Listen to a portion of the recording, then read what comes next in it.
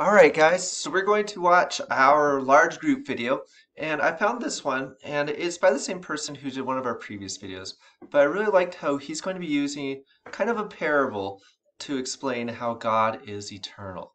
And it involves something that if you lived in the Midwest, you would see all the time, but we might not have ever seen them in our life, but it's about a firefly.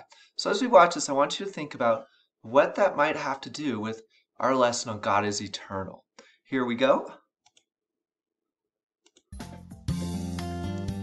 The kingdom of God can be compared to a little girl looking up at the sky at night, staring at the stars, and asking deep questions about God. Does God get old?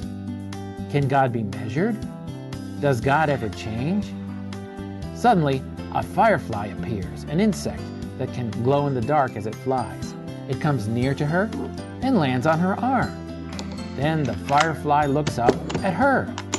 It seems to be staring at her, as if it too is asking deep questions in its own mind about the little girl.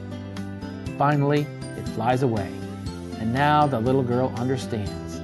Just as it is impossible for that little firefly in his little insect mind to really understand deep questions about her, so too it is also impossible for her and her little human mind to really understand deep questions about God.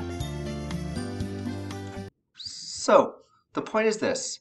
The Bible teaches us that God is eternal, without measure, and changing. You see, the reality that we live in is made up of time, space, and matter.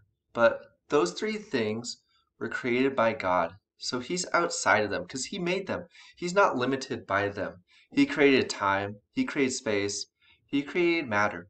So God's beyond time. He's not limited by it. And so we say that God is eternal because He created that. God is without measure. He's beyond space. He's out space. He's not limited by space. And so we say God is without measure. Now just think about that because it's really going to blow your mind because it's impossible really for us to wrap our brains about it. But it's kind of like that firefly that landed on that little girl's fingertip. He was trying to figure out, well, how does this little girl work?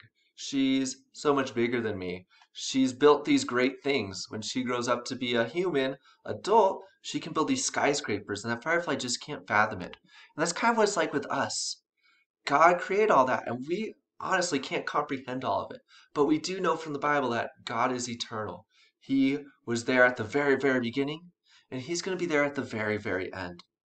Now, we need to kind of understand that because that's essential to what God is, because He's promising us that eternalness, that when we die, we get to go to heaven with Him for all of eternity, for the rest of our days.